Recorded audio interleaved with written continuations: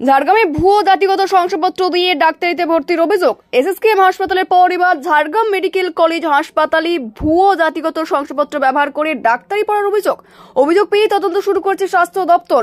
Jhargram medical কলেজের প্রিন্সিপালকে তথ্য সহ তলব করল মেডিকেল এডুকেশন ডাইরেক্টরেট। আকাশ খাড়া নামে এক পড়ুয়া ভুয়ো জাতিগত শংসাপত্র নিয়ে ডাক্তারি পড়ছে বলেই অভিযোগ। কয়েকদিন আগে এসএসকেএম হাসপাতালেও ভুয়ো কাস্ট সার্টিফিকেট নিয়ে ডাক্তারি পড়ছে পড়ুয়া।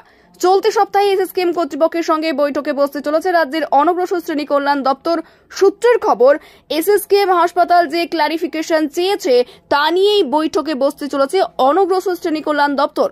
মেডিকেল কলেজ সূত্রে খবর, চন্দ্রকোনা 2 এলাকার জৈনিক তমগ্ন দাস নামে এক ব্যক্তি ঘাটালের থানায় অভিযোগ দায়ের করেন। এরপরেই সেই কপি মেডিকেল বোর্ডে পৌঁছায়। সেই তথ্য গিয়ে পৌঁছায় অনগ্রসর কল্যাণ দপ্তরে এবং 21/8/24 তারিখ সেই সার্টিফিকেট বাতিল করা হয়। এরপরেই তদন্ত শুরু হয়। স্বাস্থ্য দপ্তর সূত্রে খবর, এই বিষয়ে বিভাগীয় তদন্ত শুরু হয়েছে। এখনো দ্বিতীয় বর্ষের সেই পড়ুয়া ঝাড়গ্রাম মেডিকেল কলেজের ছাত্রাবাসে থেকে পড়াশোনা করছে, এমনটাই খবর।